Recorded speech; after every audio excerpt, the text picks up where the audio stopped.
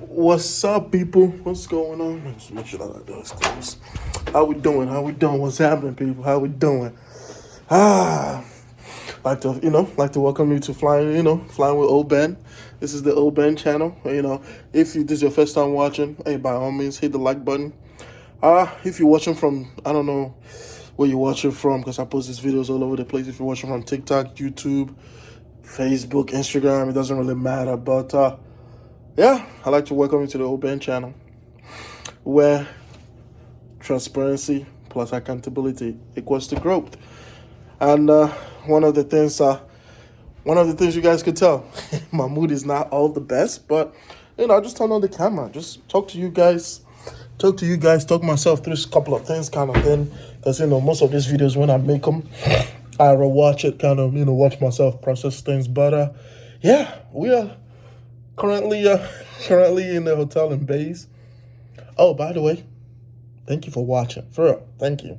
You don't really have to watch, but you're here. Thank you. But yeah, this is the quiet. This is the quiet after the storm. Storm in the sense of hey, going through training, check ride, going through training, getting type-rated IOE. Now we are on the other side. On the other side in the hotel in Base. I don't know if you guys can see that. Yeah, it's up north. It's cold. It's cold. So now, what is it called? So what happens after you pass your IOE? You get released to the line, but you are essentially released to reserve. And at this main line or just any airlines, reserve, for those of you who don't know what reserve is essentially where you as a pilot, they have a bunch of other pilots on standby. Like for those of you that watch sports, in basketball, they have people on the bench. In soccer, they have people on the bench. Even in ice hockey, they have people on the bench. Basically, what the airlines do is they have pilots on reserve, and the more better seniority you get, the more better your schedule gets. That's why, for those of you still in flight training, the sooner you get here, the better. I'm talking the better. Like, seniority is everything here at the airline. The earlier you get here, the better your seniority is, the better your schedule is. And in my situation, since I don't live in Base, I have to commute. From where I live to here in up north. I live in Texas. Let's just get that out of the way. I live in Texas, and I gotta commute all the way to up north. And hey, you know what? It is what it is. I'm on my dream company. This is literally the downside of like not living in Base, because if you really want to take full advantage of being an airline pilot, you have to live in Base, which is like that's down the line for me eventually, because at this airline I'm at, they have a lot of bases. That's something I'm going to consider, in the future for sure. But for right now, I just want to turn on the camera, talk to you guys, I'm just sitting here now, just reflecting. Reflecting, man. Instead of sitting here feeling the type of way, or, feeling down or whatever, because, I'm paying for hotels and I'm really not getting used as of right now. But they eventually give you flying when you're on reserve. But I think instead of me going that way in my thought process, we're going to go negative. We're going to go positive, not negative. We're going to go positive, and I'm going to tell you what I mean by that.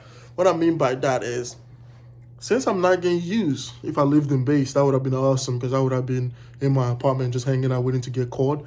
But since I'm here at a hotel, I'm paying for it, I'm going to take this time out to look, see what crash prices is around me. Because in the long run, financially, that just makes more sense. Because hotels, they cost. Crash pad, for those of you that don't know what a crash pad is, it's essentially like a dome-style setup for pilots. It's usually like a single-family home with different bedrooms in it, and you pay like a monthly fee. Which, if you do the math, let's say your crash pad is anywhere between like $300 to $500.